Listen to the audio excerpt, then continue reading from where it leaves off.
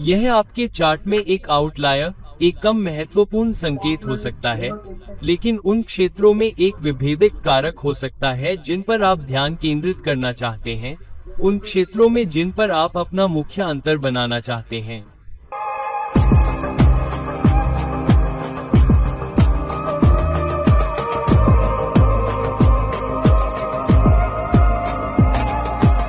नमस्कार। नमस्कार और मेरे सभी दोस्तों को आपके मित्र ज्योतिषी और मार्गदर्शक एक बार फिर आपके साथ आपके अपने चैनल से प्रश्न के रूप में हम लग्न स्वामी, नक्षत्र स्वामी आदि की कई नियुक्तियां कर रहे हैं। बहुत सारी विविधताएं, बहुत सी किस्में हम करने में सक्षम हैं। लेकिन एक चीज जो मैंने देखी है और जिस पर मुझे कुछ प्रतिक्रिया भी मिली है, वह है लग्न नक्षत्र स्वामी की नियुक्ति। यहाँ मैं लग्न स्वामी के बारे में बात नहीं कर रहा हूँ। यहाँ मैं नक्षत्र स्वामी के बारे में बात नहीं कर रहा हूँ। यहाँ मैं लग्न नक्षत्र स्वामी के बारे में बात कर रहा हूँ। लग्न या लग्न किस डिग्री पर है, वह किस नक्षत्र में है, वह नक्षत्र स्वामी है, या संक्षेप में, या इसे संक्षेप में कहें तो लग्न नक्षत्र स्वामी। अब यह लग्न स्वामी या नक्षत्र स्वामी या ब नक्षत्र स्वामी से किस प्रकार भिन्न है? लग्न स्वामी स्पष्ट रूप से वह होता है जो आपके लग्न में होता है और उसके स्वामी में राशि होती है। तो यदि आपका लग्न वृष है तो उसका स्वामी होता है। इसलिए यदि आपका लग्न सिंह है तो उसका स्वामी सूर्य होता है। इसलिए सूर्य आपका लग्न स्वामी या लग्न स्वामी होता है। अब जिस भी राशि में चंद्रमा स्थित होता है, तो उस राशि में दो या दो से अधिक नक्षत्र होंगे, आमतौर पर दो से अधिक नक्षत्र या तीसरे नक्षत्र के कुछ भाग। तो चंद्रमा जिस भी नक्षत्र में स्थित होता है, वह स्वामी जन्म नक्षत्र का स्वामी होता है और कभी कभी इसे राशि स्वामी भी कहा जाता है।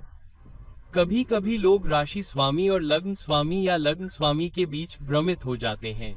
तो ये आपकी कुंडली में दो महत्वपूर्ण, बहुत महत्वपूर्ण स्वामी हैं। लग्न स्वामी जो भी आपकी कुंडली में शासक राशि या लग्न राशि या उदय राशि हो, और दूसरा है नक्षत्र स्वामी, जन्म नक्षत्र स्वामी या वह नक्षत्र जिसमें आपके जन्म के समय चंद्रमा स्थित होता है। हालांकि तीसरा बहुत महत्वपूर्ण संकेत है जिसे कभी कभी पर्याप्त महत्व या पर्याप्त ध्यान नहीं दिया जाता है, वह है लग्न नक्षत्र स्वामी। तो आपका लग्न जिस भी डिग्री में होगा, उसकी एक निश्चित नक्षत्र ऊर्जा होगी। वह नक्षत्र स्वामी आपका लग्न नक्षत्र स्वामी या लग्न नक्षत्र स्वामी होता है।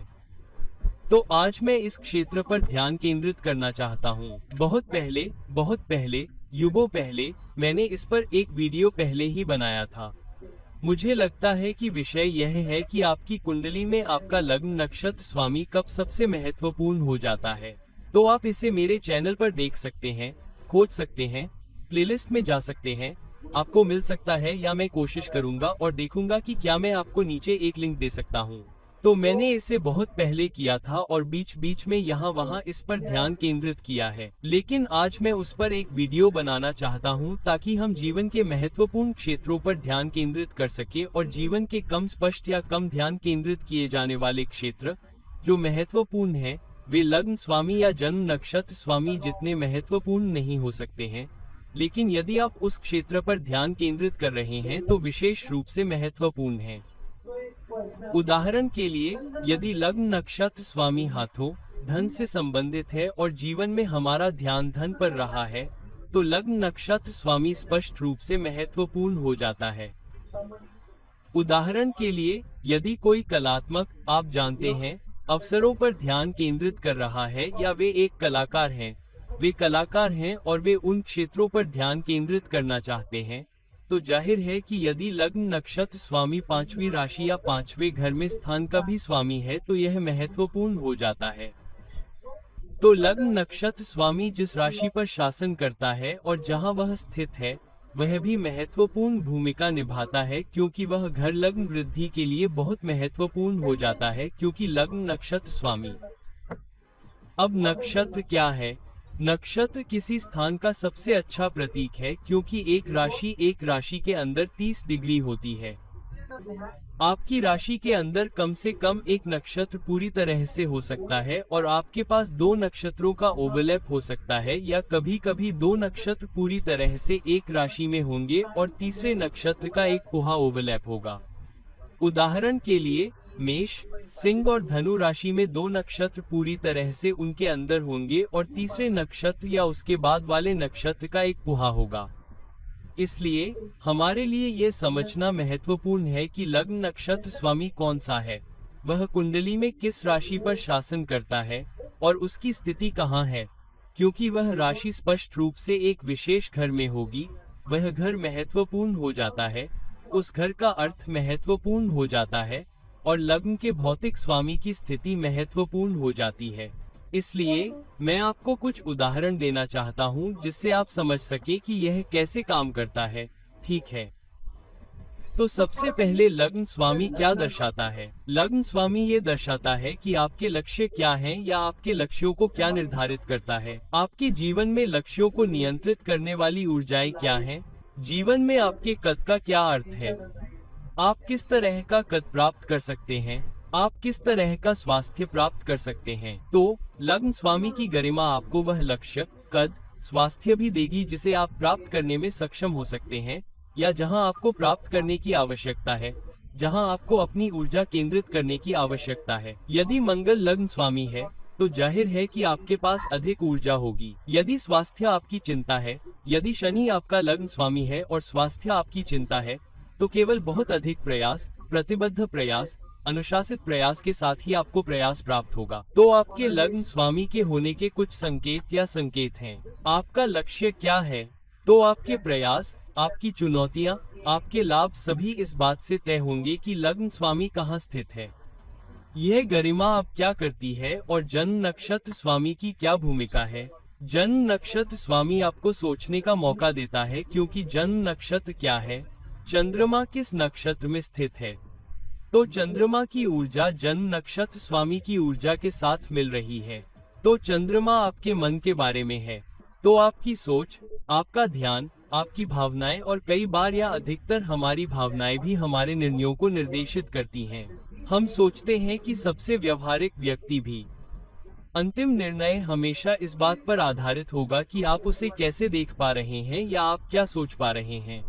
आप उस बारे में क्या सोच पा रहे हैं, या संक्षेप में आप निर्णय के बारे में कैसा महसूस करते हैं। यदि कोई निर्णय ठीक लगता है और आप सभी व्यवहारिक क्षेत्रों को देखने के बाद उसके बारे में अच्छा महसूस करते हैं, तो आप उस पर आगे बढ़ते हैं। अगर तार्किक रूप से सब कुछ अच्छा लगता है, तो आप जानते हैं कि बौद्धिक रूप से सभी डेटा भी आपको एक निश्चित निर्णय की ओर इशारा करते हैं। हालांकि आप इसके बारे में बहुत अच्छा महसूस नहीं करते हैं, तो आप हिचकिचाते हैं, बहाने खोजने की कोशिश करते हैं और कभी कभी आप उस प्रक्षेपवक्र पर नहीं जा पाते हैं, आप उस दिशा में नहीं जा पाते हैं। तो जन्म नक्षत्र स्वामी आपकी भावनाओं, लगाव और आपकी खुशी को भी दर्शाता है। तो अगर आप अपने फैसले से खुश नहीं हैं, आप फैसले से संतुष्ट नहीं हैं, आप उस फैसले को लेने के बाद शांति नहीं पा रहे हैं, तो आप फैसला क्यों लेंगे? या अगर आप फैसला लेते हैं तो आप हमेशा इस डर में रहेंगे कि अगर कुछ गलत हो गया तो क्या होगा। हमेशा एक डर रहेगा, हमेशा ये भावनाएं रहेंगी, ये हताशाएं होंगी जो आप पर हावी हो सकती हैं। तो चंद्रमा या जन्म चक्र का स्वामी महत्वपूर्ण हो जाता है। तो लग्न नक्षत्र का स्वामी कहाँ भूमिका निभाता है?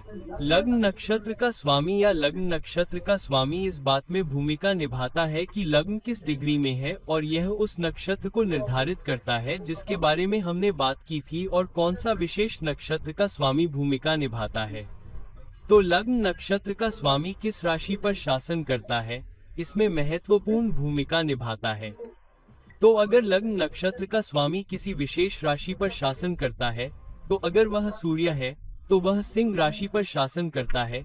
जिस भी भाव में सिंह राशि स्थित है उसका अर्थ बहुत महत्वपूर्ण हो जाता है और सूर्य की स्थिति बहुत महत्वपूर्ण हो जाती है। तो एक उदाहरण लेते हैं। तो अगर लग्न मेष है, ठीक है, और अगर लग्न 0 डिग्री से 13.2 डिग्री 2 डिग्री के बीच है, तो यह पहले नक्षत्र आश्विनी नक्षत्र में पड़ता है और इसका स्वामी केतु है, ठीक है। लेकिन अगर यह मेष राशि में 13.2 और 26.4 के बीच है, तो यह दूसरे नक्षत्र में पड़ता है जो भानी है, और यहाँ शुक्र बहुत महत्वपूर्ण नहीं हो जाता है। लेकिन मान लीजिए ये 26.4 से 30 डिग्री के बीच है, अंतिम 3.2 डिग्री से, तो वह नक्षत्र किटिका का पहला भाई है और लग्न नक्षत्र स्वामी तब किटिका का शासक बन जाता है, जो सूर्य है। तो कौन सा ग्रह लग्न नक्षत्र स्वामी है और किस राशि का ग्रह स्वामी है, यह बहुत महत्वपूर्ण हो जाता है। तो उदाहरण के लिए यदि लग्न नक्षत्र लग्न पहले 0 से 13 डिग्री में है तो यह अविनी है और केतु द्वारा शासित है। फिर वृश्चिक राशि जिसमें केतु मंगल के साथ संबंध रखता है वह महत्वपूर्ण हो जाता है। तो मेष लग्न वाले जातकों के लिए वृश्चिक राशि अष्टम भाव है, जो बहुत महत्वपूर्ण हो जाता है। 8वें भाव का प्रभाव बहुत महत्वपूर्ण हो जाएगा। 8वें भाव के क्षेत्र लाभ के लिए बहुत महत्वपूर्ण हो जाएंगे और साथ ही जहां आप अपने जीवन में परिवर्तन पाएंगे, जहां आप अपने जीवन में बदलाव पाएंगे। लाभ कमाने में सक्षम होने के लिए जीवन में आने वाली बाधाओं पर काबू पाना महत्वपूर्ण हो जाता है। अब यदि केतु के बजाय शुक्र है, तो उदाहरण के लिए यदि शुक्र है और मैं मेष राशि के उदाहरण को सरल बनाने के लिए जारी रख रहा हूँ, तो यदि लग्न मेष है और नक्षत्र भानी है, क्योंकि लग्न डिग्री 13.2 से 26.4 के बीच है, तो लग्न नक्षत्र बनानी है जिसका स्वामी शुक्र है। फिर वृष और तुला राशियां बहुत महत्वपूर्ण हो जाती हैं, क्योंकि वृष और तुला राशि पर शुक्र का शासन होता है। लेकिन अगर यह 26.4, 24 और 30 डिग्री के बीच में हो, तो रीता का पहला चरण जो मेष राशि में होता है महत्वपूर्ण हो जाता है और अधिकतम सूर्य द्वारा शासित होता है। फिर सूर्य द्वारा शासित सूर्य राशि सिंह बहुत महत्वपूर्ण हो जाती है। तो जो महत्वपूर्ण है वह ये है कि हमें ये देखना होगा कि लग्न नक्षत्र स्वामी का शासक भाव कितने घरों की दूरी पर स्थित है, जिसका अर्थ है कि यदि उदाहरण के लिए, क्योंकि हम मेष लग्न के बारे में बात कर रहे हैं, यदि लग्न 29 डिग्री पर है तो लग्न नक्षत्र सूर्य द्वारा शासित है। तो सूर्य किस राशि पर शासन करता है? सिंह राशि। मेष राशि से सिंह राशि कितनी राशि दूर है? 5 घर दूर। तो मेष लग्न के लिए यह बाद में एक अच्छा स्थान है, क्योंकि यह किट नक्षत्र में चला गया है और 5वां घर सक्रिय हो रहा है, क्योंकि लग्न नक्षत्र स्वामी 5वें घर पर शासन करता है। तो यह लाभ देने वाला स्थान है, इसलिए 5वें घर से जुड़े लाभ महत्वपूर्ण हैं। पंचम भाव से लाभ आसानी से मिलेगा, लेकिन यह भी हो सकता है कि पंचम भाव का कलात्मक अर्थ, रोमांटिक संबंध, संतान, ये सभी महत्वपूर्ण हो जाते हैं, क्योंकि ये आसान हो जाते हैं। ये सबसे आसान नहीं है, लेकिन आसान है और वहाँ खेल जल्दी और तेजी से हो सकते हैं, या वे ऐसे भी हो सकते हैं जिन पर आपका ध्यान सबसे अधिक रहता है। क्यों? अगर उस राशि का स्वामी सूर्य किसी कठिन भाव में चला जाए, और यहाँ सूर्य का सिंह राशि से दूर होना बहुत महत्वपूर्ण नहीं है।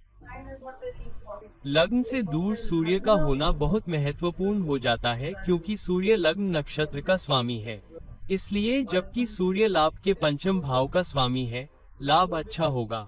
स्वयं के प्रयासों से लाभ होगा, नेतृत्व करने से लाभ हो सकता है, कलात्मक गतिविधियों से भी स्वामित्व लेने से लाभ हो सकता है। हालांकि जहां सूर्य स्थित है वह भी महत्वपूर्ण भूमिका निभाएगा। उदाहरण के लिए यदि सूर्य 8वें भाव में जाता है तो भी स्वयं के प्रयासों से लाभ हो सकता है, नेतृत्व से स्वामित्व लेना। हालांकि अब इसे बदल दिया जाएगा, यह उन बाधाओं और चुनौतियों से दोहराया जाएगा जिनका सामना आप हर बार करते हैं, अचानक मुद्दे या 8वें घर से संबंधित मुद्दे। 8वें घर से लाभ भी मिल सकता है, लेकिन लाभ तभी मिलेगा जब आप बाधाओं को पार कर लेंगे, जब आप 8वें घर की चीजों या क्षेत्रों को अलग तरह से देखेंगे। हालांकि यदि मेष राशि के लग्न में लग्न की डिग्री उदाहरण के लिए 20 डिग्री है, जिसका अर्थ है कि यह 13.2 और 26.4 के बीच है, तो लग्न नक्षत्र भानी है और शुक्र लग्न नक्षत्र का स्वामी बन जाता है। यहाँ इस विशेष मामले में शुक्र दूसरे घर और 7वें घर पर शासन करता है। इसलिए यहाँ आजीविका, लाभ, बचत, निर्भरता और संबंध बहुत महत्वपूर्ण हो जाते हैं, या वे व्यक्ति के लिए फोकस बन जाते हैं या बने रहते हैं, ताकि व्यक्ति को लगे कि मैं सफल हूँ, मैं कुछ हासिल करने में सक्षम हूँ, क्योंकि यह लग्न नक्षत्र का स्वामी है और लग्न उपलब्धियों, आपके लक्ष्यों और इसके कुछ हिस्सों के बारे में है। इसलिए व्यक्ति के लिए वित्तीय सुरक्षा महत्वपूर्ण हो जाती है। आश्रितों का ख्याल रखना बहुत महत्वपूर्ण हो जाता है। मूल्य महत्वपूर्ण है और बेहतर आजीविका कमाने और उसमें आगे बढ़ने के लिए व्यक्ति को अधिक नैतिक या नैतिक आचरण करना पड़ता है, जो बहुत महत्वपूर्ण हो जाता है। और दूसरी चीज संबंध होंगे, क्योंकि शुक्र वृषभ और तुला दोनों राशियों का स्वामी है। हालांकि शुक्र लग्न से कहाँ दूर स्थित है यह बहुत महत्वपूर्ण हो जाता है, क्योंकि परिणाम उसी के अनुसार होंगे। इसलिए यदि शुक्र उदाहरण के लिए 9वें घर में स्थित है तो आजीविका उच्च शिक्षा से आ सकती है, क्योंकि शुक्र दूसरे घर का स्वामी है और वृषभ राशि धन की राशि है, या लंबी दूरी की यात्रा के माध्यम से या विदेशी भूमि से जुड़ी हुई है। विदेशी संबंध या मजबूत बंधन या रेपो या संबंध बनाने की क्षमता, कभी कभी सीमाओं के पार भी। इसलिए लग्न नक्षत्र स्वामी लग्न से कितने घर दूर स्थित है यह बहुत महत्वपूर्ण हो जाता है, और लग्न से कितने घर दूर स्थित है यह महत्वपूर्ण हो जाता है। तो दोस्तों, सबसे पहले हमेशा अपने लग्न स्वामी और अपने जन्म नक्षत्र स्वामी या उस नक्षत्र को महत्व दे जिसमें आपके जन्म के समय चंद्रमा चमक रहा था। हालांकि कुछ ध्यान देने या पर्याप्त ध्यान देने में विफल न हो।